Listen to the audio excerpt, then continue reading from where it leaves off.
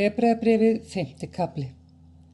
Svo hvern æðsta prest sem úr flokki manna tekin, að hann settur fyrir menn til þjónustu frammi fyrir Guði, til þess að bera fram gáfur og fórnir fyrir syndir. Hann getur verið mildur við fáfróða og villuráfandi, þar sem hann sjálfur veikleika vafinn. Og sökum þess á hann að bera fram syndafórn, eigi síður fyrir sjálfan sig en fyrir líðinn. Enginn tekur sér sjálfum þennan heiður, heldur hann kallaður af Guði eins og Aron. Svo var það og Krist. Ekki tók hann sér sjálfur þá vegsemd að gjörast æðsti prestur. Hann fékk hann af Guði hann sagði við hann: Þú ert sonur minn, í dag hef ég fætt þig. Og á öðrum stað: Þú ert prestur að eilífu að hætti Melkísedeks. Á jarðvistardögum sínum bar hann fram með sárum kveinstöfum og táraföllum, bænir og auðmjúk andverk fyrir þann sem megnaði að frelsa hann frá dauða og fékk bænheyrslu vegna guðhræðslu sinnar. Og þótt hann sonur væri, lærði hann hlýðni af því sem hann leið. Þegar hann var orðinn fullkominn, gjörðist hann öllum þeim honum hlýða, höfundur eilífs hjálpræðis, af Guði nefndur æðsti prestur að hætti Melkísedeks. Þetta höfum við langt mál að segja og torskilið, af því að þér hafi gjörst heyrnarsljóir. Þó að þér tímans vegna ættuð að vera kennarar, þá hafið þér þess enn á ný þörf að einhver kenni yður undirstöðu atriði Guðs orða. Svo komið fyrir yður að þér hafið þörf á mjólk en ekki fastri fæðu. En hver sem á mjólk nærist barn og skilur ekki boðskap réttlætisins. Fasta fæðan fyrir fullorðna, fyrir þá sem jafnt og þétt hafa tamið skilningarvitin til að greina gott frá illu. Hebreabréfið 7. kafli.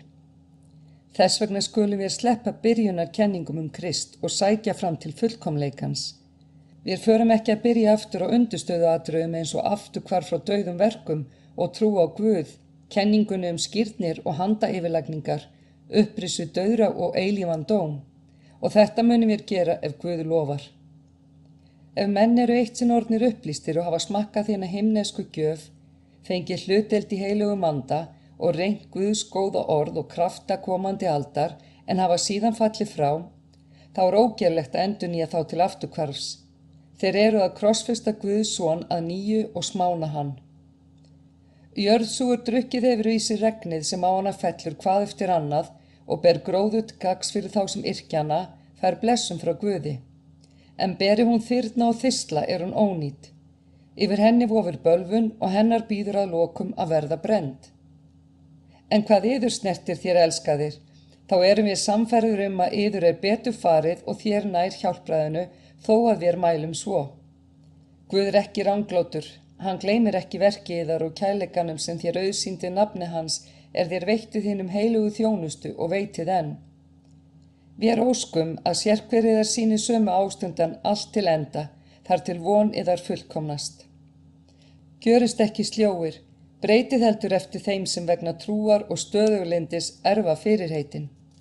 Þegar Guð gaf Abraham fyrirheitið, þá sór hann við sjálfan sig, þar sem hann hafði við engan æðri að sverja, og sagði: Sannlega mun ég ríkulega blessa þig og stórum margfalda kyn þitt. Og Abraham öðlaðist það sem Guð hafði heitið honum, hann hafði beðið þess með stöðuglindi. Menn sverja eið við þann sem æðri Eiðurinn þeim staðfesting og bindur enda á öll andmæli. Með því nú að Guð vildi sýna erfingjum fyrirheitsins enn skýrar hver ráð sitt væri óraskanlegt, það ábyrðist hann heit sitt með eiði. Í þessum tveim óraskanlegu athöfnum Guðs, þar sem óhugsandi að hann fari með lygi, eigum við sterka uppörfun, við sem höfum leitað hælis í þeirri sælu von sem við eigum. Hún eins og akkeri sálarinnar, traust og örugt, og nær alla leið inn fyrir fortjaldið, þangað sem Jesú gekk inn, fyrirrennari vor vegna, þegar hann varð æðsti prestur að eilífu að hætti Melkísedeks. Hebreabréfið 7. kafli. Melkísedek þessi var konungur í Salem og prestur Guðsins hæsta. Hann gekk á móti Abraham og blessaði hann þegar hann sneri heimleiðis eftir að hafa unnið sigur á konungunum. Og honum lét Abraham í tíund af öllu. Fyrst þýðir nafn hans réttlætiskonungur, en hann heitir enn fremur Salem konungur, það friðar konungur. Hann föðurlaus, móðurlaus og ekki ættferður og hefur hvorki upphaf daga né endi lífs. Hann er líkur syni Guðs, hann heldur áfram að vera prestur aldir. Virði nú fyrir yður, hvílíkur maður það var sem Abraham, sjálfur forfaðirinn, gaf valda 10 af herfanginu. Og víst það að þeim Levísonum prestþjónustuna fá, boðið að taka 10 af lýðunum eftir lögmálinu, það er að segja af bræðrum sínum, enda þótt þeir séu komnir af Abraham. En sá eigi var ættferður til þeirra, tók 10 af Abraham og blessaði þann fyrirheitin hafði. En með öllu það ómótmælanlegt, að sá sem meiri, blessar þann sem minni. Hér taka dauðlegi menn 10, en þar tók sá var vitnað að hann lifi áfram. Og svo má að orði kveða að enda Leví, hann sem 10 tekur, hafi greitt 10, þar sem Abraham gjörði það, því að ennþá var hann í lend forföður síns þegar Melkísedek gekk á móti honum. Hefði nú fullkomnun fengist með levíska prestdóminum, en hann var grundvöllur lögmálsins sem lýðurinn fékk. Hver var þá framar þörf þess að segja að koma skyldi annars konar prestur að hætti Melkísedeks en ekki að hætti Arons? Þegar prestdómurinn breytist, þá verður og breyting á lögmálinu. Sá sem þetta sagt var af annarri ætt, og af þeirri ætt hefur enginn þjónustu af hendi við altarið. Því að alkunnugt að drottin vor af Júda upprunnin, en Móse hefur ekkert presta talað, að því varðar þá ættkvísl. Þetta enn miklu bersýnilegra á því að upp kominn annar prestur, líkur Melkísedek. Hann varð ekki prestur eftir mannlegum lögmálsboðum, heldur í krafti óhaganlegs lífs, því að hann vitnað. Þú prestur að eilífu að hætti Melkísedeks. Hið fyrra boðor þar með ógilt af því að það var vanmáttugt og gagnslaust. Lögmáli gerði ekkert fullkomið, en jafnframt leitin betri von, fyrir hana nálgunst vér Guð. Þetta varð ekki án eiðs, hinir urðu prestar án eiðs, en hann með eiði þegar Guð sagði við hann: Drottin sór og ekki muna neyðra þess, þú prestur að eilífu. Þessi samanburður sýnir að Jesús orðinn ábyrgðarmaður betri sáttmála. Enn fremur urðu hinir prestarnir margir af því að dauðinn meinaði þeim að vera áfram, en hann að eilífu og hefur prestdóm þar sem ekki verða mannaskipti.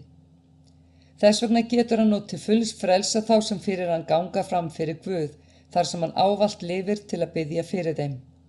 Slíks æðsta prest höfum við þörf sem heilagur, svikalaus, óflekkaður, greindur frá syndurum og orðinn himninum hærri. Hann þarf ekki daglega eins og hinir æðstu prestarnir fyrst að bera fram fórnir fyrir eigin syndir, síðan fyrir syndir lýðsins. Það gjörði hann í eitt skipti fyrir öll hann fórnfærði sjálfum sér.